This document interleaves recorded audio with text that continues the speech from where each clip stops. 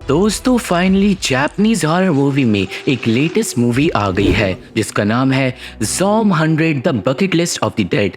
ये मूवी एक zombie horror movie है और काफ़ी ज़्यादा इंटरेस्टिंग है। IMDb ने इसे 5.7 आउट ऑफ 10 की रेटिंग्स दी है और मैं जानता हूँ कि काफ़ी सारे लोग इस मूवी को ऑलरेडी एक्सप्लेन कर चुके हैं, पर मैं पूरी कोशिश करूँगा कि ये मूवी आप लोगों को सबसे ज़्यादा एंटरटेन मेरे साथ ही करे। तो आप लोग सपोर्ट करके वीडियो को पूरा लास्ट तक देखना। चैनल पे नए हो तो मेरे इस चैनल को और मेरे सेकंड चैनल को तुरंत सब्सक्राइब कर दो, क्योंकि अब हम देखने जा रहे हैं ज़ॉम 100 bucket list of the dead movie की एक डरावनी कहानी। तो ये मूवी शुरू होती है अकीरा नाम के एक लड़के को दिखाते हुए जो सुबह उठता है और आज उसकी जिंदगी की पहली जॉब का पहला दिन था और ऑब्वियसली वो इस बात से बहुत ज़्यादा खुश था। तैयार होके अकीरा निकलता है जॉब के लिए। अपने पड़ोसी को नमस्ते करते हुए वो आगे बढ़ता है और अकीरा काफ़ी ज़्यादा खुश मिजाज लड़का था, हमेशा खुश रहता था। वो जॉब पे पहुंचता है और सब लोग उसका स्वागत करते हैं। अकीरा ओतारी नाम की एक लड़की को पसंद भी करने लगता है, पर जो अकीरा का बॉस था गोंजो, वो थोड़ा टेढ़े किस्म का इंसान था। अकीरा को पहले ही दिन पता चल जाता है कि ऑफिस लाइफ कैसी होती है, क्योंकि गोंजो उसे पूरी रात काम करवाता है। अकीरा की हालत बहुत ज्यादा खराब हो जाती है, पर अगले दिन और अगली पूरी रात उसे फिर से काम करना पड़ता है और वो 48 घंटों बाद वापस घर आता है। अकीरा बिल्कुल थक गया था, पर अगले दिन वो फिर से काम पे निकल जाता है और ये सिलसिला चलता ही रहता है और अकीरा का सारा जोश कुछ ही दिनों में गोंजो बाहर निकाल देता है। अकीरा अब बस काम छोड़कर घर पे बैठना चाहता था और एक रात वो मिलता है केनिची से, जो उसका स्कूल टाइम का बेस्ट फ्रेंड है। केनिची और अकीरा साथ में एथलीट्स रह चुके हैं, पर उनके बीच में स्कूल टाइम पे कुछ हो गया था और जब वो बात उनके बीच में फिर से छिड़ जाती है तो फिर से उन दोनों में लड़ाई हो जाती है। खैर अगले कुछ दिनों तक अकीरा ओतारी को और ज्यादा पसंद करने लगता है, पर ओतारी उसमें इंटरेस्ट नहीं दिखा रही थी। इस जॉब से अकीरा अब बुरी तरीके से थक चुका था और अब 1 साल हो जाता है, पर एक दिन जब वो घर जा रहा था तो उसके पीछे हम लोग देख पाते हैं एक ज़ॉम्बी को। मतलब दोस्तों अब शुरू हो गया था ज़ॉम्बी अपोकलिप्स। अब नेक्स्ट डे एक बार फिर से अकीरा सोकर उठता है और अपना मन मारकर निकलता है काम के लिए, पर आज जब वो अपने पड़ोसी को नमस्ते करता है तो उसका पड़ोसी बदल गया था एक खौफनाक ज़ॉम्बी में। पड़ोसी ने ऑलरेडी एक लड़की को मार दिया था और अब वो हमला कर देता है अकीरा पे। अकीरा बच के भागता है, पर अब वो जहां भी जा रहा था वहीं से ज़ॉम्बी बाहर निकल रहे थे। अकीरा भी समझ गया था कि ये ज़ॉम्बीज है और इसका मतलब सिर्फ एक रात में पूरी दुनिया खत्म हो चुकी है। अब अकीरा बच के भागता है, पर अब जहां भी वो जा रहा था वहीं से ज़ॉम्बीज बाहर निकल रहे थे। पर इस सब से अकीरा को सबसे ज्यादा टेंशन हो रही थी कि ये ज़ॉम्बीज आज उसे काम के लिए लेट करवा देंगे। खैर भागते भागते अकीरा खुद को ज़ॉम्बीज से अलग कर लेता है एक बैरियर की दूसरी तरफ कूद के जो छत पे लगा हुआ था, और तभी एक प्लेन क्रैश होता हुआ उसके ऊपर से निकलता है। अकीरा देखता है कि पूरी दुनिया में आग लगी हुई है, हर जगह लोग मर रहे हैं और ज़ॉम्बीज हर जगह घूम रहे हैं, पर अकीरा ये सोचता है कि इसका मतलब अब उसे कभी भी काम पर नहीं जाना पड़ेगा। अकीरा अब खुशी के मारे चिल्लाने लगता है, क्योंकि वो फाइनली अपनी बेकार लाइफ से आजाद हो गया था और वो कुछ भी कर सकता था जब तक ज़ॉम्बीज उसे पकड़ ना ले। पर अब अकीरा को चिंता हो रही थी ओतारी की। अकीरा अब ओतारी को मैसेज छोड़ता है और ओतारी अपनी लोकेशन अकीरा को भेज देती है और वो फैसला करता है ओतारी को जाके बचाने का। अकीरा अब एक पाइप से अपनी बिल्डिंग के नीचे उतरता है, पर रास्ते में वो टकरा जाता है एक आदमी और उसकी प्रेग्नेंट बीवी से जो अपने अपार्टमेंट में फंसे हुए थे। अकीरा उन दोनों से बात करते हुए प्रॉमिस करता है कि वो वापस आते वक्त उन दोनों के लिए खाना लेता हुआ आएगा। खैर बिल्डिंग से उतर के वो उठाता है अपनी साइकिल और ज़ॉम्बीज से बचता हुआ निकल जाता है ओतारी को बचाने के लिए, पर जल्दी ही ज़ॉम्बीज की एक बहुत बड़ी फौज उसके पीछे पड़ जाती है। ज़ॉम्बीज से बचते हुए अकीरा पहुंच जाता है ओतारी के दिए गए एड्रेस पे, जहाँ पे ओतारी उसे मिल जाती है जो बहुत ज़्यादा घबराई हुई थी, क्योंकि दोस्तों वहाँ पे मौजूद था कंपनी का डायरेक्टर जो ज़ॉम्बी में बदल गया था। डायरेक्टर अब अकीरा और ओतारी पे हमला कर देता है, पर इस लड़ाई में अकीरा को समझ आ गया था कि ओतारी तो डायरेक्टर के साथ चक्कर चला रही थी, जिससे उसका दिल टूट जाता है। खैर किसी तरह वो लड़ाई में डायरेक्टर को गिरा देता है और ओतारी उसे बुरी तरीके से मार डालती है, पर डायरेक्टर के मरते ही ओतारी को कुछ हो जाता है और वो जमीन पे गिर के कांपने लगती है। देखते ही देखते ओतारी भी बदल जाती है एक डेमोनिक ज़ॉम्बी में, जिससे अकीरा के होश उड़ जाते हैं। ओतारी अकीरा पे हमला कर देती है, पर अकीरा बच जाता है और वो एंड में ओतारी को बता देता है कि मैं तुमसे प्यार करता था, जिसके बाद वो भाग जाता है क्योंकि अब वो कुछ भी नहीं कर सकता। ओतारी के घर से निकल के अब खाना लेके वो वापस पाइप से अपने घर में चढ़ता है, पर अब वो आदमी और वो प्रेग्नेंट औरत उसे नहीं मिलते और देखने से तो लग रहा था कि वो दोनों भी मर गए हैं। अकीरा अब बहुत दुखी हो जाता है और वो अपार्टमेंट में जाके रोने लगता है। उसे समझ नहीं आ रहा था कि उसे क्या करना चाहिए, पर फिर उसका दिमाग चलता है और वो सोचता है कि अगर वो एक दिन ज़ॉम्बी में बदल ही जाएगा तो क्यों ना वो पहले वो सब कुछ कर ले जो वो करना चाहता है। और इसलिए अब अकीरा बैठ के बनाता है एक बकेट लिस्ट, जिसमें वो अपने 100 टास्क को लिखेगा जो वो करना चाहता है ज़ॉम्बी बनने से पहले। पहला टास्क था किसी को बताना कि मैं तुमसे प्यार करता हूँ, जो ऑलरेडी पूरा हो चुका था। दूसरा टास्क था खुद का कमरा साफ करना। तीसरा था घर की छत पे कैंपिंग करना, फिर हॉट स्प्रिंग जाना, मोटरसाइकिल चलाना, बालों को कलर करना, पटाखे फोड़ना, खुद की तस्वीर बनाना, आरवी के अंदर ट्रैवल करना और भी बहुत सारे टास्क। पर 10 टास्क लिखने के बाद वो ज्यादा कुछ सोच नहीं पाता। अब नेक्स्ट डे से वो अपनी काम शुरू कर देता है और सबसे पहले अपना कमरा साफ करता है। इसके बाद वो जाता है सुपरमार्केट और बहुत सारी चीजों को उठा लेता है और ज़ॉम्बी से बचता हुआ भी भागता है। इसके बाद वो अपने बालों को कलर करता है, पर एंड में उसे कुछ भी पसंद नहीं आता और इसके बाद वो एक बिल्डिंग पे खुद की शक्ल पेंट कर देता है। इसके बाद वो बॉम्ब खरीदता है, ज़ॉम्बी से बचता है, मोटरसाइकिल चलाता है और रात में वो टोक्यो टावर के पास फोड़ता है बहुत सारे पटाखे और बहुत खुशी मनाता है। पर इतना सब करने के बाद भी एंड में उसे अकेलापन फील होता है। खैर वो अगले दिन करता है छत पे कैंपिंग, पर उसकी सॉस खत्म हो जाती है और उसे मजा भी नहीं आ रहा था। आखिरकार वो बिल्कुल अकेला था। वो अब सॉस लेने के लिए फिर से सुपरमार्केट जाता है, पर इस बार उसके सामने आती है एक लड़की जो ऑलमोस्ट अकीरा पे हमला कर देती है। लड़की को रोककर अकीरा उसे शांत करता है और वो लड़की अपना हेलमेट उतारती है और उसका चेहरा देखकर अकीरा को तुरंत उससे प्यार हो जाता है। खैर वो लड़की बहुत ज्यादा नकचड़ी थी और वो अकीरा को बिल्कुल भी भाव नहीं देती, पर तभी एक ज़ॉम्बी आ जाता है जिसे वो लड़की अपनी मार्शल आर्ट स्किल का इस्तेमाल करके मार डालती है। एक दूसरे ज़ॉम्बी का भी वो खून कर देती है और अकीरा ये सब देखकर उससे और ज्यादा अट्रैक्ट हो जाता है। वो लड़की से पूछता है कैंपिंग पे चलने के लिए, पर वो लड़की अकीरा को बोलती है कि तुम जैसे लड़के बस एक मुसीबत बन जाते हो। जिसके बाद वो वहां से चले जाती है और अकीरा को बुरा लगता है। अकीरा दुखी होकर घर लौट आता है और फिर उसको याद आती है अपने दोस्त केनिची की। अपनी लड़ाई को भुलाकर अकीरा अब केनिची को फोन करता है और केनिची उस वक्त फंसा हुआ था एक स्ट्रिप क्लब के अंदर, जहां पर बहुत सारे स्ट्रिपर ज़ॉम्बीज मौजूद थे। केनिची वहां पे बुरी तरीके से फंसा हुआ था और अकीरा बोलता है कि मैं तुम्हें बचाने के लिए आ रहा हूँ। और अकीरा की ऐसी बातें सुनकर केनिची खुद उससे लड़ाई के लिए माफी मांगने लगता है। अब यहाँ पे अकीरा का मकसद था अपने दोस्त केनिची को बचाने का और इसलिए अगले दिन वो अपनी बाइक लेके निकल जाता है उसे बचाने।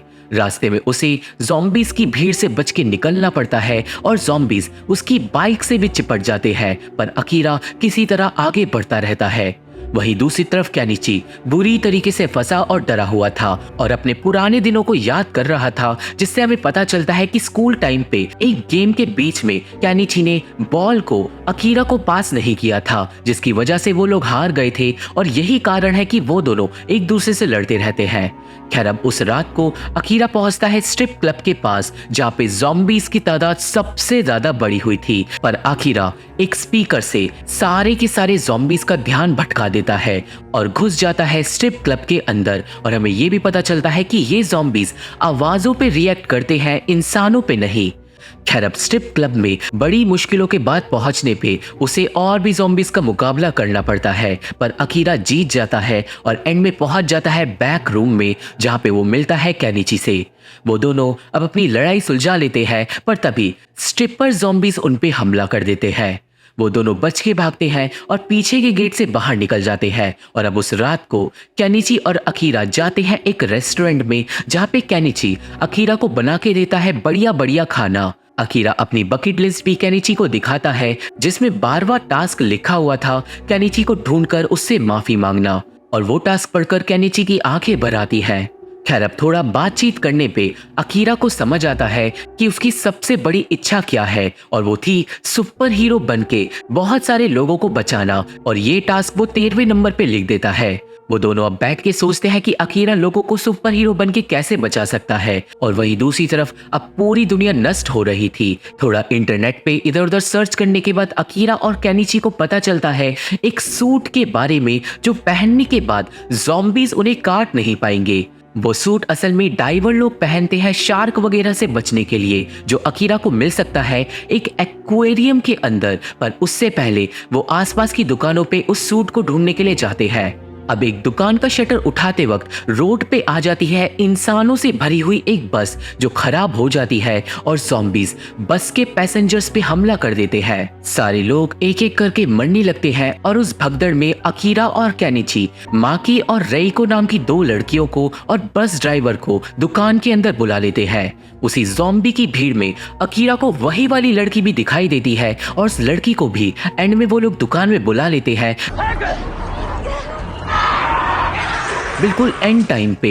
दुकान के अंदर अब अकीरा को पता चलता है कि ये बस एक मैरीन एक्वेरियम में जा रही थी, क्योंकि उस एक्वेरियम को एक सेफ शेल्टर में बदल दिया गया है और वहां पे कोई भी ज़ॉम्बी नहीं है। पर बस ड्राइवर की गलती की वजह से सब लोग मारे गए। और दोस्तों, ड्राइवर के हाथ पे भी ज़ॉम्बी ने काट लिया था, पर ड्राइवर ये बात किसी को भी नहीं बताता। अब वो लोग फैसला करते हैं उसी एक्वेरियम में जाने का, पर जो रेइको और माकी थी वो बहुत ज्यादा सीरियस नहीं थी। वो दोनों असल में फ्लाइट अटेंडेंट्स थी, और केनिची का दिल उन पर आ जाता है। वो लड़कियां भी केनिची को पसंद करने लगती हैं, और अकीरा को अच्छा नहीं लगता, क्योंकि उसके लिए कोई भी लड़की नहीं बचती। खैर अब आगे अकीरा इंट्रोडक्शन करता है उस लड़की के साथ, पर वो लड़की अपना नाम भी नहीं बताती। उस लड़की को अकीरा के हाथ पे एक कट दिखाई देता है, जिसका वो इलाज कर देती है, पर वो ये भी बोल देती है कि उसे बस खुद को बचाना है और किसी को नहीं। पर तभी ड्राइवर बदल जाता है ज़ॉम्बी में, और उन दोनों पे हमला कर देता है। वो दोनों अब वहां से भाग जाते हैं, पर ड्राइवर चले जाता है केनिची और फ्लाइट अटेंडेंट्स के पास, जो रोल प्ले कर रहे थे, कि तभी वो डिमोनिक ड्राइवर माकी को पीछे से आके काट डालता है। माकी को मारने के बाद ड्राइवर रेइको को भी मार डालता है, और अब केनिची वहां से भागता है। दूसरी तरफ अकीरा और वो लड़की बाहर जाने का रास्ता ढूंढ रहे थे, पर अब वो लड़की अकीरा के पास से चले जाती है, ये कह के कि उसे अकीरा की मदद नहीं चाहिए, जिससे अकीरा को और ज्यादा बुरा लगता है। वही केनिची उस ड्राइवर से बचता फिर रहा था, और वो मरने ही वाला था कि तभी उस लड़की से बच जाता है एक स्पीकर, और वो ज़ॉम्बी चले जाता है उस लड़की के पीछे। वो लड़की बच के भागती है, और वो बाहर जाने के रास्ते पे फंस गई थी। उस लड़की पे अब कोई भी चारा नहीं बचा था, और अब वहां पे फ्लाइट अटेंडेंट्स के ज़ॉम्बी भी आ गए थे, और वो लड़की मर ही जाती अगर एंड टाइम पे अकीरा और केनिची आके उसकी मदद नहीं करते तो। केनिची उस लड़की को ज़ॉम्बीज़ के जंजाल से निकाल देता है कुछ पटाखों को जला के, और फिर वो तीनों उस दुकान से बाहर निकल जाते हैं। वो लोग एक आरवी को उठा लेते हैं और तुरंत उस जगह से निकल जाते हैं, इससे पहले ज़ॉम्बीज़ वापस आए। अब आरवी के अंदर वो लड़की कंफ्यूज थी, और उसे समझ नहीं आता कि अकीरा ने उसे क्यों बचाया, पर अकीरा बताता है कि उसे सुपर हीरो बनना है। खैर जो भी हो, वो लड़की अभी भी नकचड़ी थी, पर वो अब अपना नाम बता देती है, जो था शिजुका। प्रोबेबली नोबिता के साथ डिवोर्स कर आई होगी शिजुका। खैर बातों में हमें पता चलता है कि शिजुका को साके बहुत ज्यादा पसंद है, जो एक तरीके की जापानीज दारू है, और अकीरा के पास साके देखकर शिजुका मान जाती है एक हॉट स्प्रिंग में जाने के लिए, जहाँ पे वो पहले जाने से मना कर रही थी, क्योंकि उसे बस उस एक्वेरियम में जाकर खुद को सिक्योर करना था। खैर अब नेक्स्ट डे वो लोग पहुंचते हैं एक लेक में, और अब शिजुका भी अकीरा की बकेट लिस्ट में साथ देती है ताकि उसे साके मिल सके। वो लोग लेक के बीचों बीच योगा करते हैं, स्काई डाइविंग करते हैं, ज़ॉम्बीज के ऊपर से निकलते हुए आरवी को पहाड़ पे ले जाकर रोककर कैंपिंग करते हैं, पटाखे फोड़ते हैं और एंड में जाकर रुकते हैं एक हॉट स्प्रिंग पे जहाँ पे ज़ॉम्बीज भी मजे ले रहे थे। और फाइनली शिजुका को वहां पे मिलती है साके। खैर इतना सब कुछ करने के बाद शिजुका भी अब उन लोगों की दोस्त बन गई थी, पर उसने ये बात अभी केनिची और अकीरा को नहीं बताई थी। इसके बाद अब वो तीनों साथ में बैठ के फायरफ्लाइज देख रहे थे और यहाँ पे शिजुका बड़े हिचकिचाते हुए अकीरा और केनिची को थैंक यू बोलती है उसकी जान दुकान में बचाने के लिए। और ये उसका तरीका था ये कहने का कि अब मैं भी तुम्हारी दोस्त हूँ। पर अगले दिन वो फाइनली जाते हैं एक्वेरियम की तरफ, पर रास्ते में लगे हुए थे कांटे जिससे आरबी के टायर पंचर हो जाते हैं और अकीरा बेहोश होके गिर जाता है। अब जब अकीरा को होश आता है तो उसके सामने था उसका बॉस गोंजो, जिसे देखकर उसके होश उड़ जाते हैं। अकीरा को अब आगे पता चलता है कि उसकी कंपनी इस एक्वेरियम के साथ ही काम कर रही थी जब ज़ॉम्बीज आ गए थे और गोंजो ने तुरंत इस एक्वेरियम को सिक्योर कर दिया था क्योंकि यहाँ पे इतनी सारी मछलियां हैं कि उन्हें कभी भी खाने की कमी नहीं पड़ेगी। खैर जितने भी लोगों ने इस जगह के बारे में सुना था वो सारे लोग यहाँ पे आ गए थे और अब सब लोग गोंजो के लिए काम कर रहे थे। और आप लोग तो जानते ही हो कि गोंजो कैसा बॉस है, वो सब लोगों को मजदूरों की तरह काम करवा रहा था।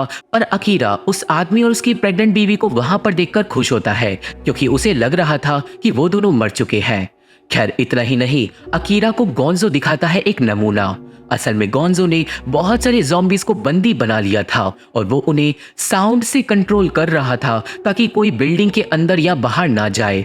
मतलब एक बार जो यहाँ पे आ गया उसे गोंजो के लिए हमेशा काम करना होगा। और अब गोंजो अकीरा को बोलता है काम करने के लिए, जिससे अकीरा दुखी हो जाता है क्योंकि उसकी बकेट लिस्ट अभी भी पूरी नहीं हुई थी। पर अकीरा ये भी जानता था कि उसके दोस्त यहाँ पे सुरक्षित रहेंगे और इसलिए वो अपने सपने छोड़कर लग जाता है काम पे।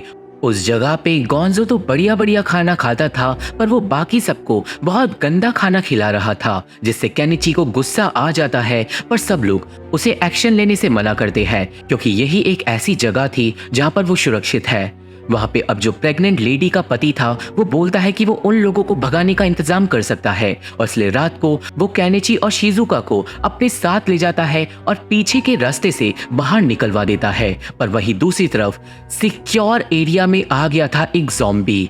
खैर वो आदमी केनिची और शिजुका को एक जगह ले जाता है जहां पर बहुत सारे लोगों की गाड़ियां खड़ी थी और उस आदमी के हिसाब से ये गाड़ियां बेकार हैं क्योंकि कोई भी इस जगह से बाहर नहीं निकलना चाहता, चाहे गोंजो कैसा भी बर्ताव उन लोगों के साथ करे। और अब वही सिक्योर एरिया के अंदर वो ज़ॉम्बी एक वर्कर पे हमला कर देता है और देखते ही देखते सारे ज़ॉम्बीज एक्वेरियम में घुसकर सारे के सारे इंसानों पे हमला कर देते हैं। कुछ ज़ॉम्बीज और इंसान एक्वेरियम के अंदर भी गिरकर मारे जाते हैं जहां पर एक ग्रेट व्हाइट शार्क एक ज़ॉम्बी को खा लेती है और दूसरी तरफ केनिची अकीरा को भी अंदर से बाहर ले आता है। खैर उन लोगों को अभी अंदर की सिचुएशन नहीं पता थी और केनिची और शिजुका भागने की पूरी तैयारी कर चुके थे। पर यहाँ पे अकीरा भागने से मना करता है ये कह के कि वो अपने दोस्तों की जान खतरे में नहीं डाल सकता और उन सबको भागना नहीं चाहिए। इस बात से केनिची और शिजुका दोनों ही दुखी हो जाते हैं और अकीरा वापस अंदर चले जाता है। जिसके बाद शिजुका देखती है केनिची की वो बकेट लिस्ट जो आरवी में रखी हुई थी जिसमें सिर्फ 16 टास्क अभी हुए थे और उसमें भी सुपर हीरो वाला टास्क अभी तक अधूरा था। वही अब एक्वेरियम के अंदर अकीरा वापस काम पे लग गया था पर फिर वहां पे आ जाते हैं शिजुका और केनिची और शिजुका साफ बोल देती है इस जगह को छोड़ने के लिए। शिजुका की बातों पे गोंजो हंसने लगता है और अकीरा भी चाहता था उसी जगह पे अपने दोस्तों को सुरक्षित रखना। पर शिजुका अकीरा को फिर से इंस्पायर कर देती है अपने ड्रीम्स को फॉलो करने के लिए। शिजुका की बातों से आसपास के लोग भी इंस्पायर हो जाते हैं और फाइनली अकीरा को याद आ जाता है कि उसे आजाद रहना कितना ज्यादा पसंद है। पर तभी ज़ॉम्बीज उस जगह पे भी हमला कर देते हैं और शुरू हो जाता है मौत का खेल। सारे लोग ज़ॉम्बीज के बीच में फंस जाते हैं और अकीरा, केनिची और शिजुका भागते हैं और ज्यादातर लोगों को एक सेफ जगह पे बंद कर देते हैं। वो सारे लोग अब पीछे के दरवाजे से भागने के लिए आगे बढ़ते हैं और सब लोग पहुंचते हैं एक्वेरियम के पास जहां पे गोंजो भी मौजूद था। गोंजो और उसके दोस्त अकीरा और उसके दोस्तों से लड़ने लगते हैं पर तभी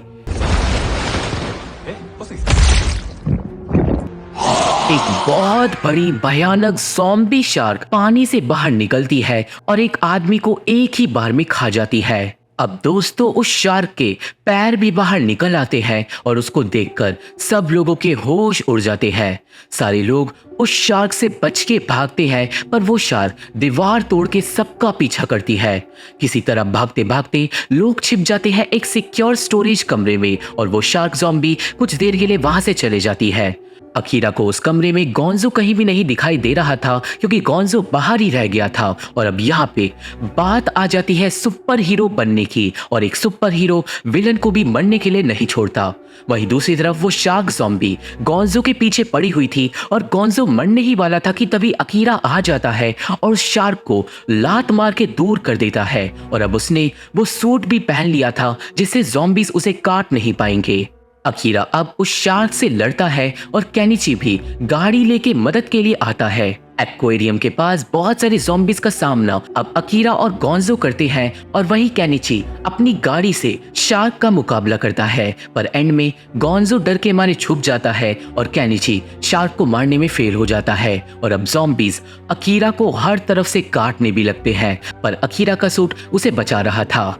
केनिची अब भागकर वापस अकीरा के पास आता है और शार्क का सर फंस जाता है एक दीवार के अंदर। और वहीं अब शिजुका भी मदद करने के लिए आ जाती है, जो साइरन्स का यूज करती है और सारे के सारे ज़ॉम्बीज को लीड करके एक्वेरियम के अंदर डुबाकर मार डालती है और अकीरा को बचा लेती है। फाइनली अकीरा, केनिची और शिजुका को लगता है कि उन्होंने सबको बचा लिया, पर तभी क्रेडिट लेने आ जाता है गोंजो।